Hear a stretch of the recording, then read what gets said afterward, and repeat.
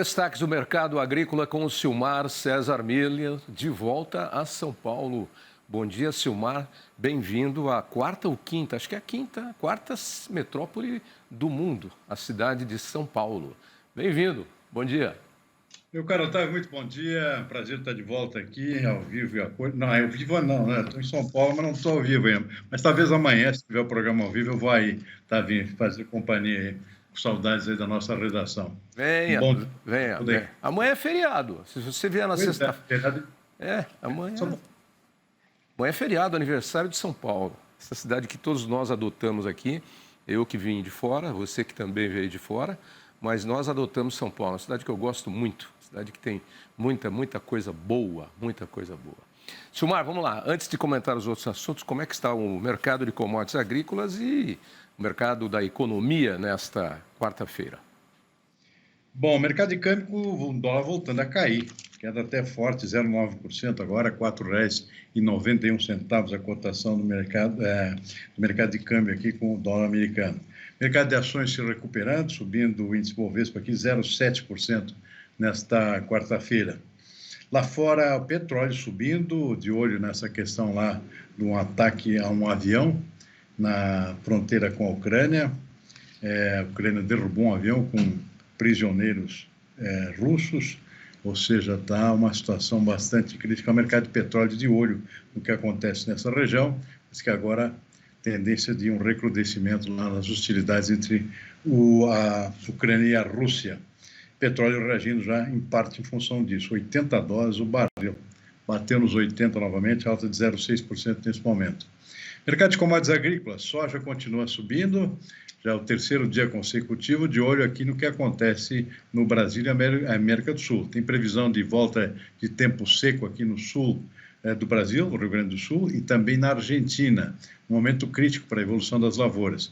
Já existem perdas por causa de falta de chuvas nas regiões centrais do Brasil, lá volta a chover agora, e enquanto isso no sul a situação se inverte, volta o tempo seco, afetando também os nossos vizinhos. E mercado de soja reagindo em função disso. Uma alta moderada ainda, não se tem notícia de prejuízo por enquanto, mas mercado de olho com previsão de 10 dias sem chuva e temperaturas bem mais altas no extremo sul da América do Sul. Soja subindo 0,3% nesse momento, o milho pela mesma razão também sobe 0,5%, trigo também reage 1 ponto percentual, na Bolsa de Nova York sobe o algodão 0,3%, suco laranja também com alta, cacau, suco laranja subindo 1,5%, cacau 1,5% também. Na contramão, o açúcar cai um pouquinho, 0,2%, e também o café, menos 0,6%, café que subiu ontem, está dando uma descontada nesta quarta-feira. Boi gordo no mercado futuro da B3, contratos mais próximos, com queda também nesse momento, está vindo. Vem cá, produção de café no Brasil deve crescer 6% esse ano.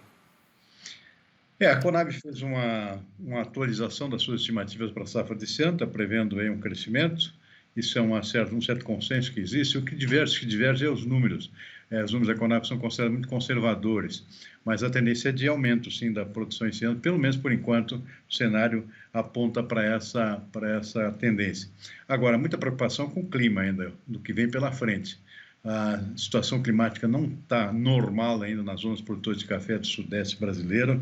Existe muita preocupação, até por conta disso o café tem subido de preço nos últimos dias no mercado internacional, que as tendências não são de regularização rápida da questão climática. Chuvas ainda irregulares, ou seja, temperaturas ainda elevadas, então existe ainda um certo ponto de interrogação nesse sentido. Mas, por enquanto, pelo menos a tendência é essa, uma recuperação depois da queda da safra do ano passado, e isso, claro, remete a uma tendência, pelo menos do ponto de vista do Brasil, de preço um pouco mais moderados, mais estáveis esse ano.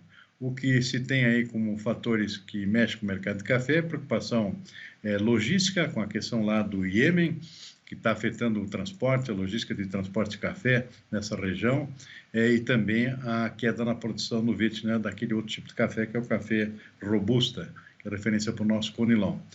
E os estoques estão bastante ajustados em termos globais. Então, tudo isso mantém o mercado de café em patamares elevados de preço, na expectativa do que acontece com a safra brasileira. Qualquer situação ou qualquer previsão nova apontando irregularidade climática aqui no Brasil já é suficiente para fazer os preços do café voltarem a subir. Neste momento, o café está operando em queda na Bolsa de Nova York, mas sempre com preços ainda bastante elevados para esse momento, tá vendo? Na Europa, os produtores estão fazendo protestos, reclamando lá contra o aumento de custos e também da concorrência do Brasil. Com relação ao aumento de custos, eu até concordo. Agora, a concorrência com os produtos brasileiros, os alimentos são um comércio global, vão para todo canto. A gente come produtos franceses aqui também, os ingleses comem produtos franceses, comem produtos brasileiros. Enfim, o que você acha disso? Tá vendo? A agricultura europeia, da União Europeia particularmente, é extremamente subsidiada. Seus custos deles são extremamente elevados, não tem condições de concorrer no mercado livre com os produtos de qualquer outro país, não é só do Brasil, não.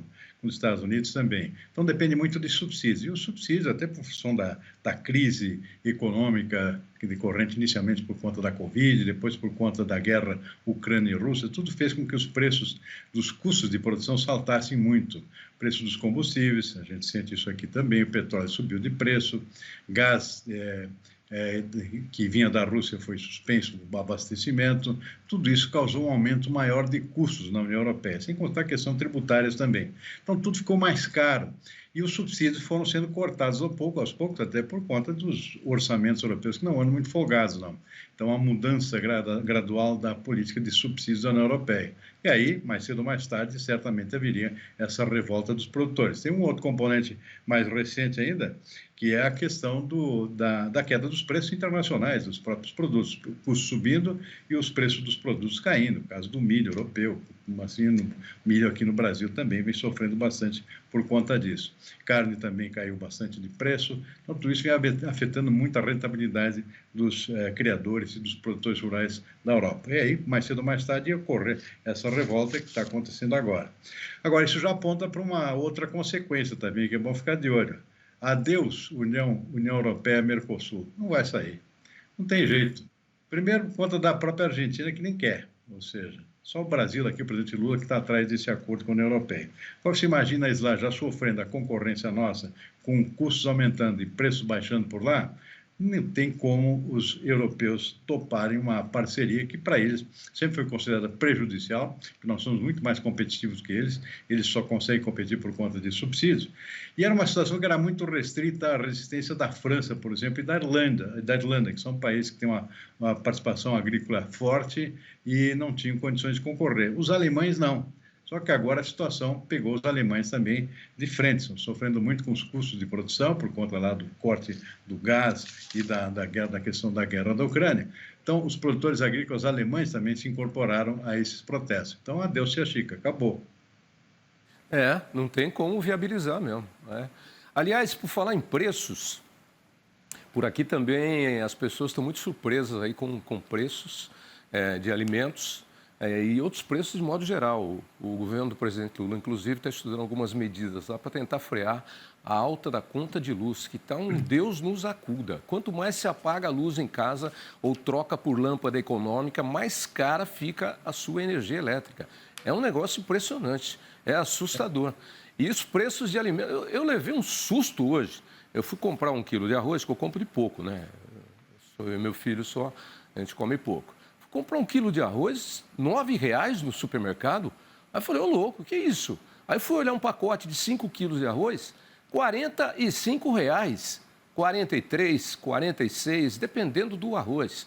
Aí eu me lembrei, não é muito distante o tempo em que um pacote de 5 quilos de arroz você comprava com 15, 16 reais. O que acontece, Silmar? Bom, a gente tem acompanhado isso aqui diariamente, a evolução dos preços do arroz, reagiram muito no segundo semestre para cá, segundo semestre do ano passado, por conta de queda na produção. Os preços estavam muito baixos, os produtores estavam ganhando pouco, começaram a reduzir a área de plantio. Ia chegar um momento em que o arroz ia ficar mais caro por conta até de redução da produção brasileira, foi o que aconteceu até o início do ano passado. Além disso, tivemos problemas, ainda existem problemas de queda na produção asiática, de grãos em geral, trigo também, e principalmente de arroz por questões climáticas. Então, o preço do arroz começou a subir também no mercado internacional. Aí juntaram essas duas coisas. queda na produção aqui no Brasil, já propiciando um aumento de preço, e queda na produção mundial, inviabilizando também a importação mais barata, ou seja, a importação também ficou mais cara. Ou seja, os preços subiram bastante realmente no mercado interno, preços do arroz e também do feijão, né? Também por desestímulo do feijão, os produtores desanimados com os preços anteriormente. Então, o que está subindo agora é arroz e feijão. Em compensação, carne está barata ainda, caiu no ano passado, queda dos preços do boi, por exemplo. Soja ficou muito barata, a ração animal ficou mais barata, queda dos preços do milho e da soja foi muito acentuada no ano passado, ainda se mantém o milho com preço muito baixo, então a ração animal baixou de preço. Então, existe aí realmente um desbalanceamento aqui. Alguns produtos aumentaram muito, você citou o arroz, é um caso, e outros caíram. Então, tem essa... Agora, para a população de menor poder aquisitivo, que consome basicamente arroz e feijão, realmente a situação ficou pior. Na média, a classe média, eu diria que não, está mais ou menos empatado.